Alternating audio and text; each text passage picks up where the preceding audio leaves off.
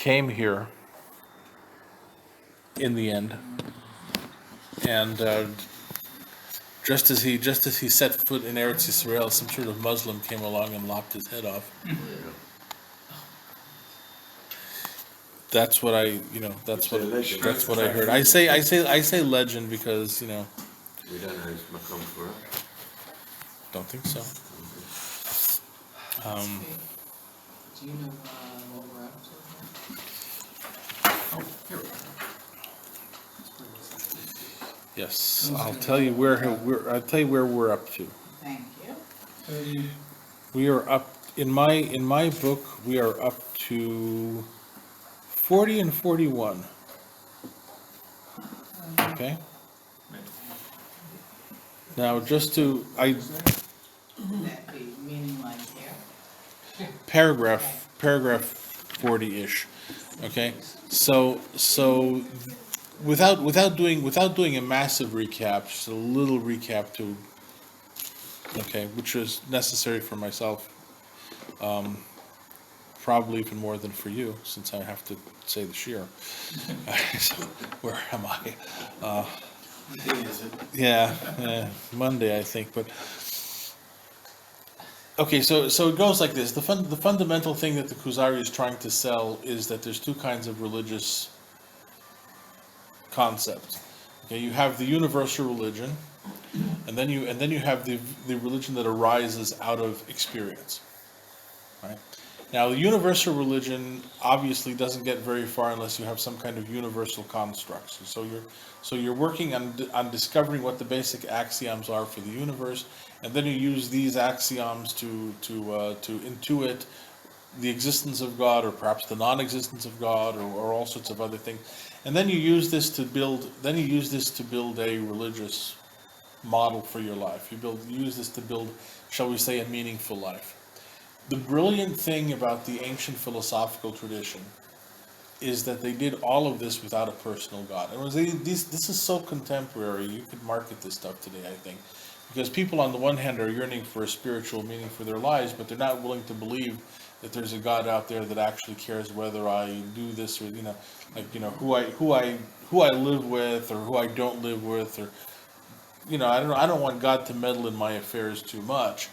Okay, but I do want to believe that my life has meaning. So what they did was they thought out a very coherent picture, which we've discussed numerous times, and roughly stated, it is that God or no God, we don't know why God creates the world, and God doesn't care about the world because He doesn't really create it in a frame of mind where He says, okay, I'm doing this. God is, and therefore the universe is too, and it's like the relationship, as one Hasidic Rabbi put it, the relationship between a wall and the shadow that it casts on the ground. That's pretty much the relationship with God and the world. It's not an intentional thing. So to say that God cares about anything, or that He actually created anything in the sense of some sort of activity is not philosophically sound, because God never changes, and therefore God doesn't do anything, and He never does anything but be Himself. And therefore, the world never has a beginning in time, because if God never changes, then nothing ever changed, and whatever is. Okay, so the world has always been here. In any event, it's part of the nature of reality that everything that lives has some sort of ideal form that it's aspiring to become. Because without an ideal form, you don't have an identity, and without an identity, you don't have a life. Okay, so if you're a dog, okay, there's something doggy about you. There's something doggy about your life, and you aspire basically to be a dog. So there's an ideal concept of the dog, which located somewhere in the sphere of the moon. Okay, and every dog aspires to be a dog, and and every human being, therefore, aspires to be a human being. Now, so if you talk about what is the essential definition of a human being, is a creature that is alive and has an intellect. And this intellect is used to cogitate, to know things. And therefore, a human being's purpose in life, its highest manifestation, is to know the nature of reality, which involves knowing something about or nothing about God, whichever way you want to take it. And if you possess this knowledge, then this knowledge gives you eternal existence, because the truth is eternal, as opposed to things that happen which are ephemeral. Okay, so you can actually evolve from being a corporeal human being that has some kind of relationship with his ideal, otherwise he wouldn't exist, into being an actualized human being who lives forever within the within the truth. And that's how it works. It's a beautiful model. It's quite coherent, and it might even be true. Okay, I'm not dissing it, and it's something that you could import into our age of meaninglessness and crisis, and do quite a bit with it, because, like Buddhism, for instance, it doesn't require the belief in a deity of any kind, or that intervenes in your life, or cares what you do. Right? The alternative to that, of course, is Judaism. Right? Now, Rabbi Yehuda Halevi goes and he kind of dismisses the two other religions. Okay, if I understand his critique, okay, basically what he's saying is that they presume to be universal because they don't have access to the original experiential core, because it never happened to them. So what they have to do is they have to try to take some information out of that experiential core, which, like I said, never really happened to them, and transmute this into some sort of universal religion, which therefore they can impose upon everybody in the world. I think where I'm getting stuck is with the first model, there's no acknowledgement, but there's just also, as rational as we are, and as much as we can understand, there's a limit to what we are capable. Yes, there is, and the ultimate knowledge that sets you free, of course, is the knowledge that you don't know.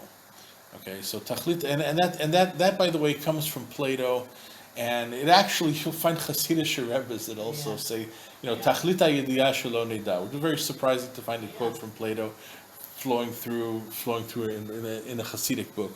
But okay, there is one thing which, by the way, and I don't really want to get hung up on this too much, but there's one thing that absolutely separates us from the ancients, and that is that the ancients had confidence in the fact that they had a working model of the universe, which was so true that if you knew this, it would set you free.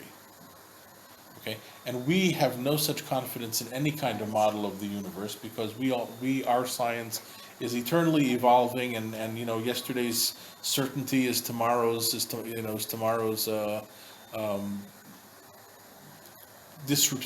disreputable theory, and so forth and so on. So our sciences are never really solid enough that you can say, aha, I know the truth. Okay. Which would be like a real problem for anybody who's, let's say, trying to be a contemporary Rambamist. Okay, because the Rambam was very firmly rooted in this Aristotelian, pre-modern scientific view of the world, and his science no longer is plausible. Okay, so what the Rambam would do if he was alive today, I have no idea. It would be amazing to ask him. Right. But anyway, yeah. I think the converse of it, though, the people like in ISIS who don't have good coming out of them, and they're not going to be becoming or striving to be good. They're going to be striving the opposite way, which isn't even included in this. Well, so here's the thing. This was also alluded to. The religious wars between Christianity and Islam that dominated the Middle Ages. Okay, what's the status of this? And Yehuda Halevi put the phrase into the mouth of the philosopher that, look, running around killing other people to get them to worship God one way or the other is simply not acceptable. And of course, it's certainly not acceptable to the philosophical model, since there is no way that God wants to be worshipped. Do whatever works. And they didn't say do whatever makes you happy. They said do whatever works in your cultural context. So you had to be, you had to be sensitive to try and create a culture that had justice and rationality. As many people as possible should be able to attain knowledge of the truth. So a culture full of chaos and death and mayhem, kind of like, post-apocalyptic Mad Max kind of thing, is not a functioning culture according to this model. You have to have a model that actually cultivates human development and human thriving. Okay? And if your culture doesn't do that, then you simply have an objectively bad culture, which you need to ditch or reform or do something to it. But if your culture is established on a certain mythology, and your culture is therefore just and harmonious, okay, there's no reason to worry about whether God wants me to, whether God wants me to, shall we say, as Rabbi say, slaughter from the front of the throat or slaughter from the back of the head, okay, because that's all cultural, whatever goes in this culture. So in a certain culture, it might be symbolically cruel to chop an animal's head off from the back if you want to kill it and eat it. But for some reason or another, slaughtering from the front, that looks humane. Well, if you want to stand up for humane values, then you'd better, in this particular culture, okay, slaughter from the throat. On the other hand, you could be from another culture, okay, that views slaughtering from the throat as inhumane because, look, it takes so much longer for the animal to die. Just take an axe and chop its head off. Okay, well, okay, either way is fine as long as you're cultivating this capacity for compassion and trying to mitigate cruelty. That's the ultimate goal. So, anyway, I don't, because time, so I really don't want to get, because we've said all this so many times, okay, but the problem with Christianity and Islam, as far as the Kuzari puts it, and I think this is fundamentally what lies behind it, is that the Kuzari says, listen, if you don't have Judaism telling you that God fundamentally wants human beings to do this or do that God is fundamentally involved in human life, and Judaism is the only thing that gives you that, and it gives that to you through the experience that Jewish people, or through the experiences that the Israelites had of leaving Egypt, of experiencing miracles, so forth and so on. If you don't have that experiential truth, which is not universal because it happens to people at a particular place and time, and if it doesn't happen to you, it doesn't happen to you. Okay, so exactly how do you get it is a different question, but fundamentally it's very specific and localized. It's not a universal truth, right? And therefore it casts no universal obligations on other human beings. Okay, so no one other than Jews are obligated in this thing. Okay, now the people who have come and tried to take that core and use it to establish a universal religion are therefore doing something that's fundamentally incorrect, right? Because you can't take this and make it a universal church, or make it into the universal religion of Islam, which all human beings must accept, or else. So it's the universalism, okay? Because if you really followed the universal path, you would never harm another human being in order to promote a religious belief. All right? But if you already misappropriate the Jewish experience, or the Israelite experience, to be more accurate, if you misappropriate that core and you try to use it as the hook to hang a universal religion, you will end up invariably killing people that you don't have any reason to kill. Okay, simply because your assumption is that if there's God wants us to worship Him by praying, by getting down on our knees in a cathedral and receiving Eucharist, and that's what the Lord wants. And if you're not gonna go along with the program, man, then you're better off dead. So I'll kill you, all right? Or alternatively, God thinks that people who pretend to eat corpses and drink blood are nuts. Instead, bow down to Mecca 5 times a day and we'll kill you if you know, or at least we'll have a big war. I mean, the question of whether Islam really espouses killing people who are functionally monotheists but have a different set of beliefs that are not Islamic.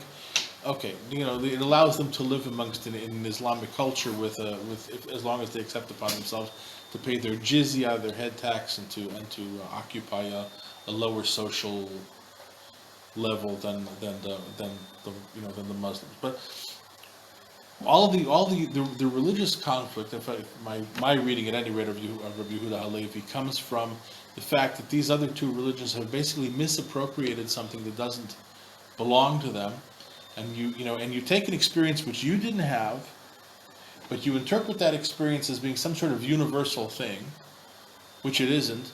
And then when something that arises out of experience becomes a universal thing, then go conquer the world with it. Right? And what actually should happen is that if you have a concrete experience of the divine in some way, which is relevant to you and ultimately relevant to nobody else, okay, so then you can tell the story, and if somebody decides to get on board with the story because the story touches them, so that means, well, I guess the story is meant for you.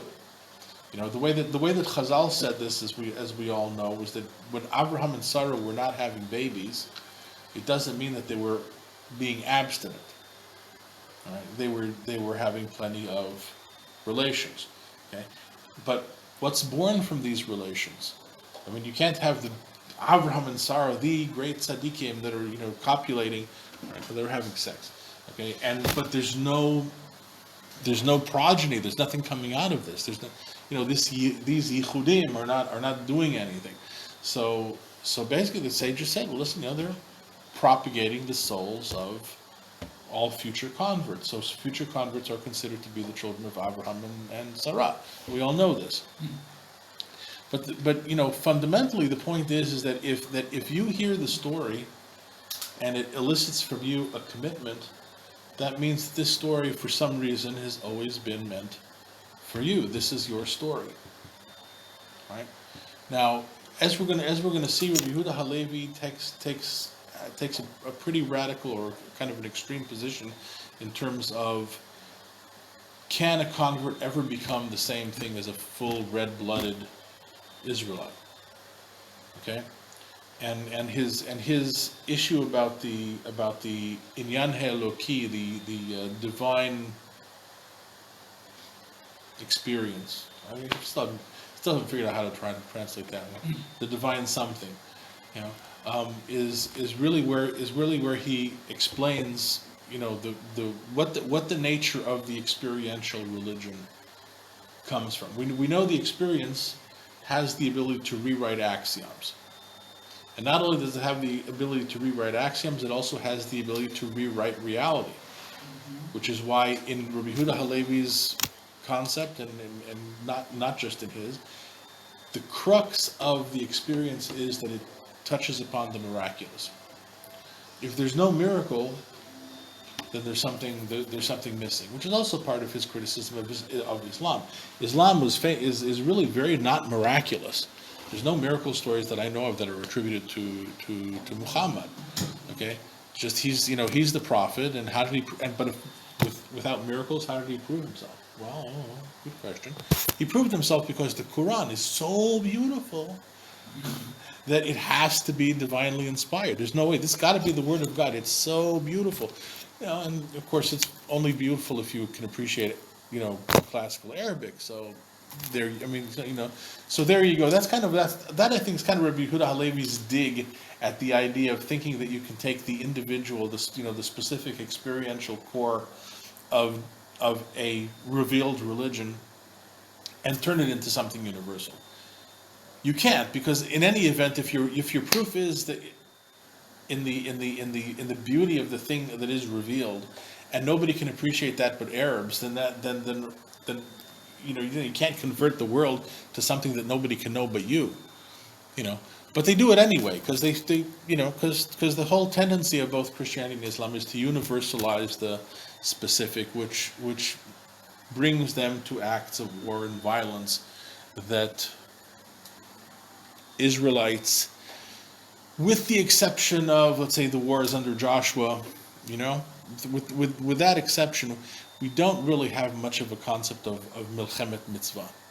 And this is a long speech. It's, you know, if we were doing Sefer Dvarim, we could go into it.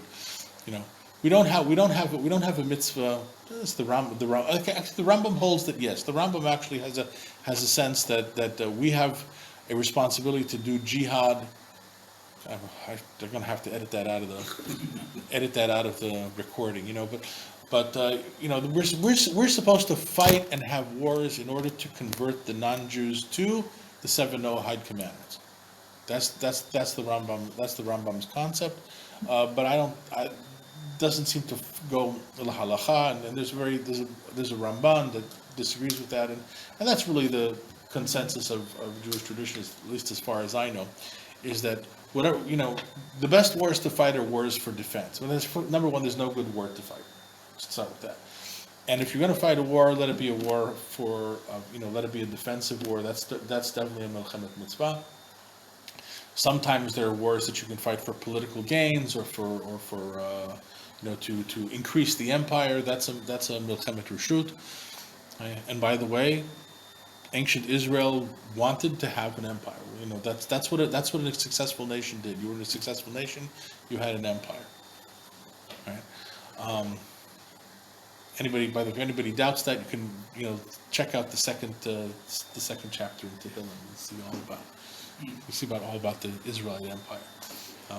Whether it ever happened or maybe it's still going to happen, but it's definitely an empire type thing. But even there doesn't seem to be any great need to change the religion of the people that you're conquering. You know, you're conquering them to add them to your empire, but they're entitled to go about and continue doing what they've been doing as far as their religious commitments are concerned.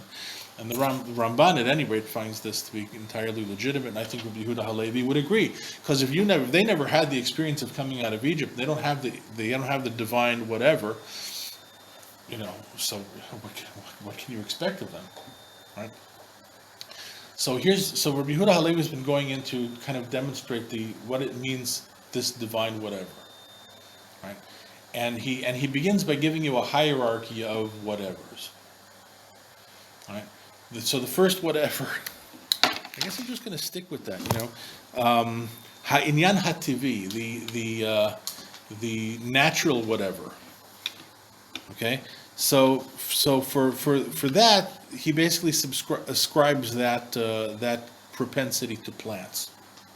Okay. Now we know, you know, living things have all sorts of processes which they do. They're not passive. Okay. And we can't, you know, we can't really define what life is. At least Rabbi Yehuda Halevi didn't think that he could, which is why he calls it inyan. It's a matter. It's a subject. It's an experience. It's a kind of realization. And so you have the natural inyan, okay, the natural whatever, which involves ingesting, growing, and reproducing on a plant level, and then you have the vital whatever, which involves moving about and desiring and intending and having senses that are both internal and external. And all living creatures have this. Okay? And then the third level is the intellectual whatever, which gives us our capacity to know. And once again, this is also kind of like left entirely undefined. Okay, but it's a separate level of life or existence that rides on top of two others. Human beings have got all three levels. You have your basic, your basic life functions, just staying alive, which basically is eating, excreting, reproducing, you know, and then you have on that the more vital elements, the more active elements of life. Then you have on top of that the intellect. And Rabbi Yehuda Halevi's claim is that these three things they do not flow into each other. They're completely discrete. So in his mind, and I think this is pretty plausible also.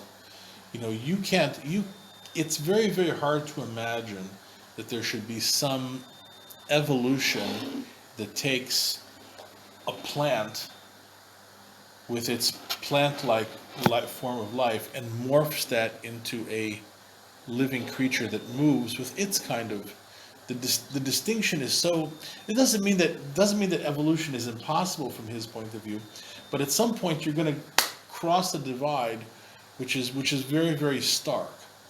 Okay, and you simply cannot reduce each inyan to, you can't show that the inyan, that the vital whatever, okay, is in some way an extension of the natural whatever, or that the intellectual whatever is really just an extension of the vital whatever. Even though in anthropology and all that, that's really the thing that they would be trying to do. They'd be trying to talk about how human consciousness evolved out of whatever was there on the savannah beforehand.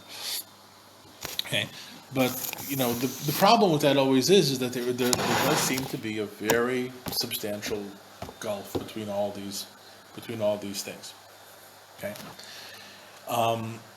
and I'm just going to say one other thing about what I think the whatever is. All right, that's kind of a question that's hanging in the air. So that's the elephant in the room. What is the whatever? What is the inyan, which Rabbi Yehuda Halevi never tries to define?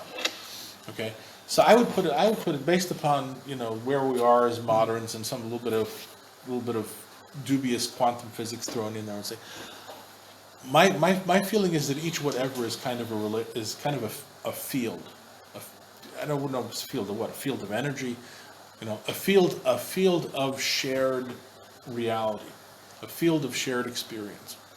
By the way, there's a botanist called Rupert Sheldrake who actually works with this idea.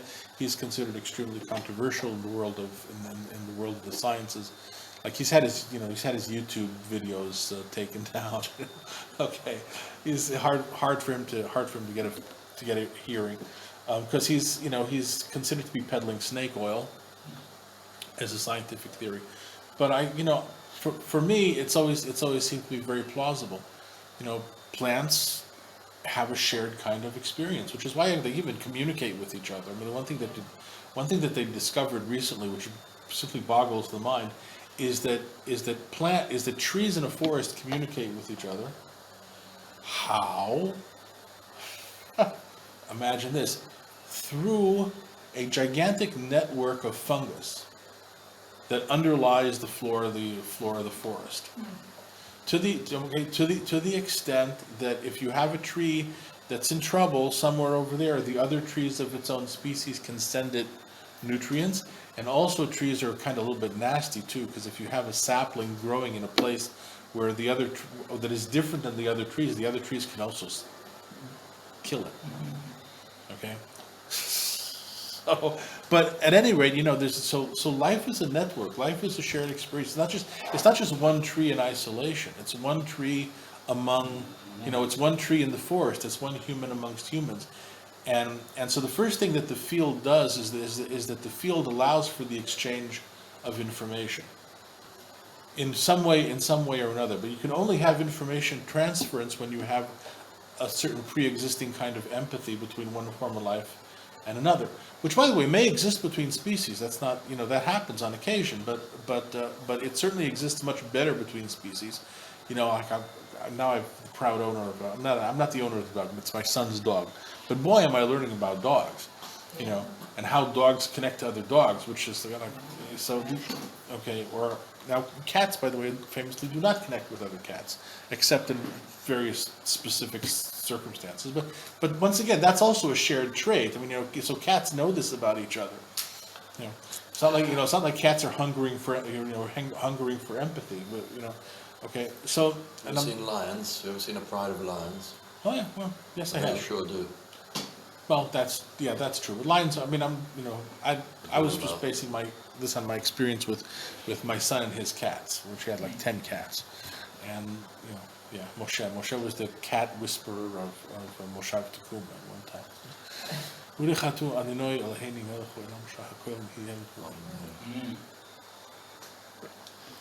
Another element of the Inyan Ha'eloki is that it has to do with the relationship of the parts.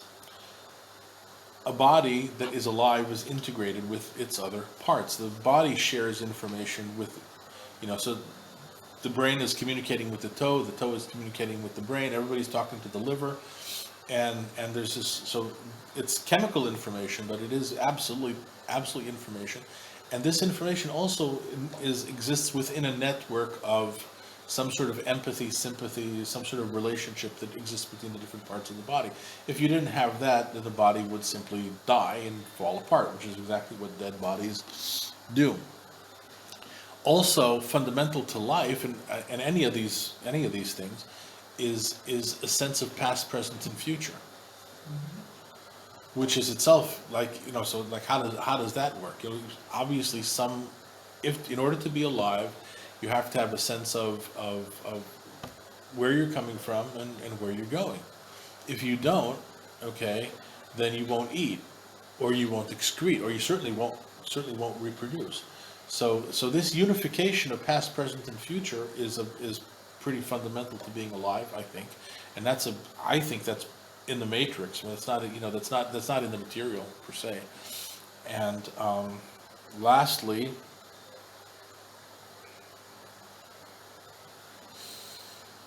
I think we're going to have to forego that lastly, but it's okay. Right. So if you this inyan is something like a field, okay? You can think of it as a magnetic field if you like, and it just pulls things together. The gravitational field, a magnetic field, and this is also a field. One of the things that you get out of this, of course, is that the relationship is much deeper than the individual part. Which brings us to humans, and the midrash that every time, when you stand underneath a chuppah and you get married, you're entering into a situation where the relationship between the two of you is more real, more substantial, and more meaningful than your individual cells. Because the individual cells can fall out of love the next day, and hate the whole relationship and wish they'd never done it, but the relationship stands. That's a revelation that comes from a higher source. And if you work the relationship positively, this I think in a Torah point of view is what transmutes you into eternity, because the relationships are forever. It's the individuals, it's the individual bodies that are transitory. Okay?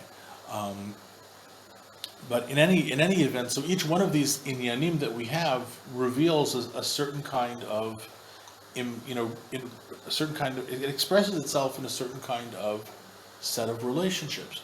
In precisely the same way, I think that if you played a piece of music, you're using notes to express something. So there's the song, and then there's the notes that make it up. And you can actually take away the notes in a way and just be left with the song, I'm going to stop talking while I'm ahead. But anyway, I think that's where Rabbi Yehuda Halevi is coming with this, and finally he's going to introduce us to the idea of the Inyan Ha'eloki. Now, based upon everything that I've said so far, the Inyan Ha'eloki is going to look very much like the possibility of a relationship between God and humanity. In the same sense that a body this body is held together by a relationship between its parts, and we're all held together by a shared experience right now. God is connected to the world and to people, at least to some people, through a network of shared experience, and that's the Inyan Ha'eloki. And the Inyan Ha'eloki is going to tell you stuff that you can never get out of the. Okay. So let's say going back to 37. So the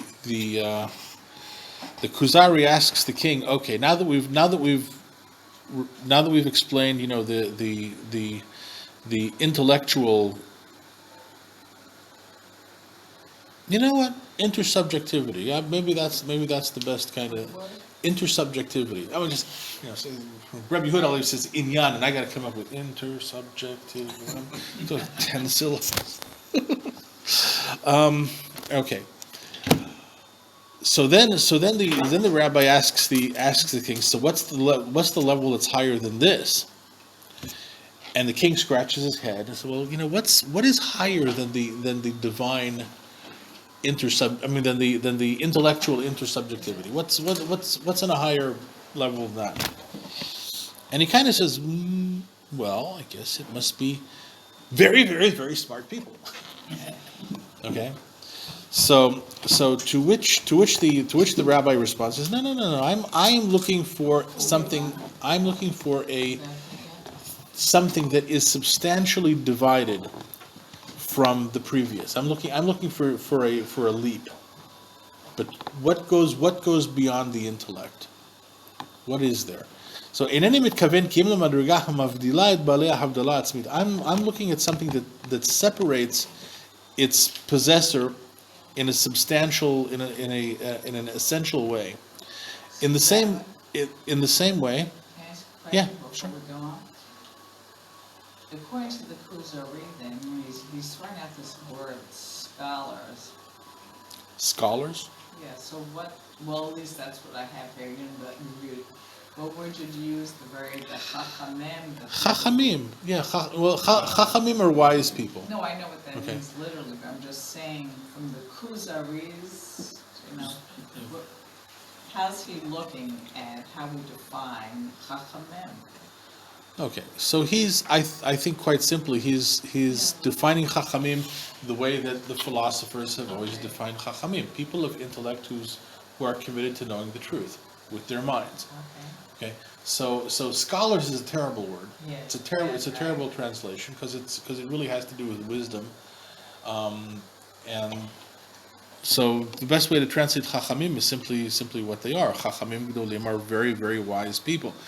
Okay, as opposed to just standardly wise people, I guess, and so what transcends the intellect? Well, if the intellect is wise people, then what transcends the intellect is extremely wise people. All right. So the rabbi says, no, that's not going to cut it, because I'm looking at something that distinguishes the next step past wisdom from everything that came before it, in the same sense that kihibadel hatzemach min hadomem, in the same way that a plant is differentiated from inanimate matter, ukihibadel ha'adam min habehema, as a person is substantially different or essentially different than an animal. Ulam, however, hahibadlut baravo bimat, if you're going to distinguish based upon more or less of a certain capacity, then this has no boundary. Ho'il v'hi havdalah mikrit, it's not an essential distinction. Ve'inam madrigal derech haemet, and therefore it's not really a level. It's not really a true level on its own. Okay, it's not a level in the way of in the way of truth. So like let's see, the difference between a plant and a rock is a really substantial. That's a gap. That's a very, very deep canyon. The distinction between an animal and a human being.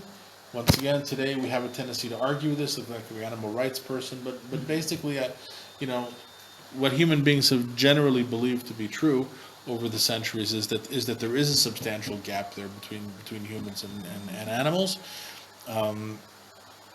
Okay, so we're looking for something that is going to distinguish its possessor in the same way that those big gaps distinguish one level from another. And if it's just a matter of adding more or adding more wisdom or taking away wisdom, that is not a substantial. That's not an essential distinction. That's just how would you say it's al derech hamikra. It's happenstance. This person happens to have more of it, and this person happens to have less of it. It's like money. Some people have more, some people have less, but they're still both human beings, and everybody got some money in their pocket. Sounds like a lot of hubris too, right? That you were To assume that the the next wise level. person- Yeah, or that the next level is substantially different. Yeah. Well, that's his core argument. And the king says to his imke, and if that's the case, en ba'olam hadvarim musagim b'chushim madriga lamala mimadrigat ha'adam. If we're talking about stuff that I can visually see, I can't see anything that goes past the human intellect as being the watermark or the litmus test for what it means to be human. Okay, there's nothing higher than humans in the visible world, and therefore there's nothing higher that I can conceive of than intellect.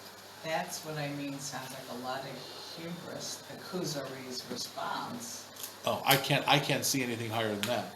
Does Yeah, that sound? yeah, it could be. I mean, but I think it's forgivable because frankly, none of us generally have any kind of experience with anything that is other than human, unless you claim to see angels.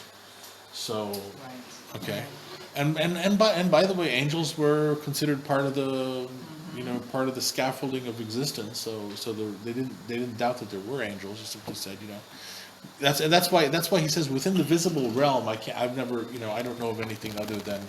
Okay. Okay. So now here comes the kicker. 41. Let's say you find a person who walks through fire and doesn't get burned, who stands for a long time without food and doesn't become hungry, and whose skin shines with a light that you can't stand up against, that overpowers you. He doesn't become sick and he doesn't become weak, to such an extent that when he gets to his final days, he will die intentionally, the same way that a person gets into bed to fall asleep on a certain day and a certain time. And above all of these, he will know the secrets of what was and what will be. Would you not concede that this level is essentially differentiated from the level of regular human beings? To which the king replies, Amnam Ken, yeah, I would agree to that. That level, if it actually exists, is a divine angelic level. Okay, now actually I have a footnote here on the bottom which says to look up the Rambam's commentary to the Mishnah in Sanhedrin, to the introduction to the chapter that deals with the issues of Olam Haba and whatnot. But anyway, and it says this reality is not within the purview of the intellectual intersubjectivity, nor the vital one or the natural one. It is within the purview of the divine intersubjectivity, the divine matter, the divine whatever. And then the rabbi continues, En elakim achadim mita'arei oto hanavi. These are some of the attributes of the prophet, who no one argues with his prophecy. And to him there was revealed to the great masses of people something of the connection between divinity. Davar hitchaber ha'elokut bahem. It was revealed to them that divinity is in fact connected to them, and he informed them, or it informed them, that they have a master who leads them as according to his will, and according to the level that they serve him, or alternatively fail to serve him if they deny him or rebel against him. So the master will respond accordingly. This prophet is the one who removes the curtain from the past when he informs them how was the creation, how did people relate to each other, and how did they relate familially? What's the yachas? What's the relational lines, okay, of people before the flood to Adam, and how the flood was, and how 70 nations relate back to Shem, Ham, and Yefet, the sons of Noach, how the languages split up, and how human beings settled down afterwards, and how did the various forms of work and labor get invented, and how were the cities built, and the years of the world from Adam HaRishon until now, how many there were. Okay, so now the truth is that the only human being that actually embodies the Inyan HaEloki according to the Kuzari, there's only been one, and that's Moshe. Okay, all of the others have not been quite the same. Certainly not that massive dose of the miraculous. His talking about having luminous skin that nobody can bear to look at and all that. That's all Moshe. And Moshe ultimately is the one who actually allows the people to see. He takes a whole bunch of people out of Egypt and he allows them to perceive and know, because once again, prophecy is a kind of shared experience. You share the Inyan HaEloki is not just me, it's the people that I'm with, even though they don't necessarily get it the way that I do, but it still is a shared social experience, okay, that kind of rides on top of the intellect of the people. Okay, so you can, they always say that those days that you spent from going out of Egypt until Matan Torah is 49 days of Sfirat Omer that they needed to end in order to be ready for Matan Torah. Okay, so what's the difference here? Well, if you prepare yourself for Matan Torah, what rules are you following in order to do that? Okay, what processes are you undertaking in order to ready yourself for Matan Torah? And if that means that I need Torah in order to receive the Torah, then where did the Torah come from? A little bit of a conundrum there. So the answer here is pretty straightforward. Okay, is that they were using whatever intellectual capacity they had. Intellect they had. Okay, and people knew stuff. Okay, and they had traditions from the ancestors and whatnot. So they were able to use this in order to get ready for Matan Torah. But Matan Torah is the moment at which it really becomes absolutely positively clear. There is a God. God has a relationship with me. He's connected to me. He wants things of me. He wants me to, he wants me to believe in Him and to eschew all kinds of idolatry. And that's the fundamental principle of the entire Torah. It's God exists and nothing else is worth worshiping.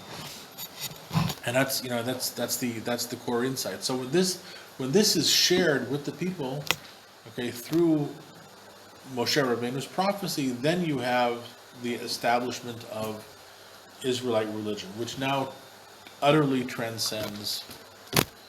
It arises in part out of the actual physical experience of being a slave and being liberated. That's definitely part of it. Okay, but once again, not sufficient, because the experience of the Inyan HaEloki is really the thing that's been drawing them out of Egypt from the very beginning. And we have this, in the Psukim. The sign, at least on the surface, the way that the Psukim work is that Moshe asks God for a sign, and Hashem says to Moshe, "Well, here's the sign that I sent you. You'll come back here and worship on this mountain." Okay. Well, what's this? I'm supposed to convince people using that? And I said, no.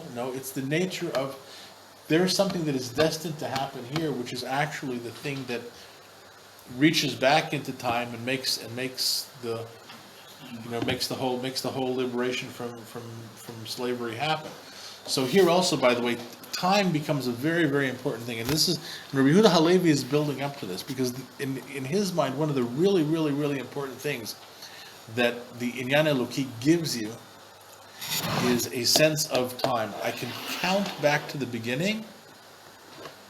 And maybe, he doesn't say this explicitly, but it's at least presumably reasonable, I can count forward to the redemption. Okay? And this ability to connect to the past and connect to the future, that's the crux. I mean, he's really gonna emphasize this. As a matter of fact, with all the miracles and all the stuff, he's been building up to this, to get you to the point to see that because we have the Inyan Eloki, we can trace time back to the beginning, we can trace time forward, we know where we are within the narrative. Okay, and okay, in my edition, there's a little line between paragraph 43 and paragraph 44. Okay, which is I think completely appropriate, because here we're taking a tack slightly different. Up until now, we've been talking about, showing that there is such a thing as Inyan Eloki, showing what it would be like if it happened, and then saying, well, guess what? That's what happened to us. We encountered the Inyan Eloki. Right.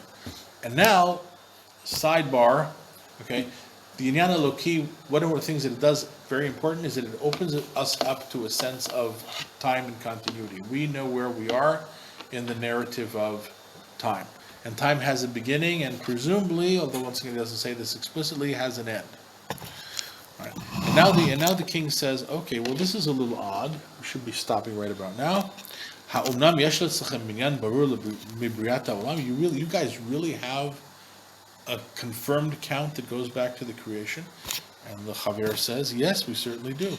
We count our time from the creation of the world, and there is no argument about this point between Jews from the land of the Khazars to the land of Ethiopia. Now, all Jews have this standard counting from the time of creation, which means that this counting has to be the product of the activity of the divine something. And we're going to touch upon this next time, but basically he goes on to say that if this wasn't the Inyan Eloki unifying all the people and showing this to be absolutely true, this time frame, then no human being would ever be able to concoct it. Because the minute that I tried to say, well, let's start counting time from the day that that Muhammad ran from, you're gonna get into arguments and conundrums and stuff like that. Okay, you just can't hoist this on people. Okay, so therefore there must be an Inyan Eloki, there must have been a Mamad Har Sinai. Okay, and Moshe drew the curtain from the past and from the future. Therefore, we all share as part of our, shall we say, social DNA, this sense of time and continuity, and that's why all Jews share the same time frame, no matter where we're from. Okay, so that's his argument, and that's where we're going to stop. Good question. Yeah. Is that also the main premise of how Pirkei Avot starts? The chain, the passing on, right? Yeah, absolutely. That's part of the reason. I mean, the real thrust of Pirkei Avot, by the way, is to take the it doesn't do very much with the time frame itself. It doesn't give you dates, but it definitely gives you the continuity between the time of the Tanakh, which is fairly well documented and timed, with what comes afterwards, which is much less well documented and timed. But there is a famous Braita called Seder Olam Rabbah, and that really is the official summary of the time frame of history up until when it was written. And after that, we've just been counting by the same Seder. Seder Olam Rabbah is a Braita that is attributed, I believe, to Rabbi Yossi. Yeah, so it's pretty old and it's very authoritative. And let me turn off the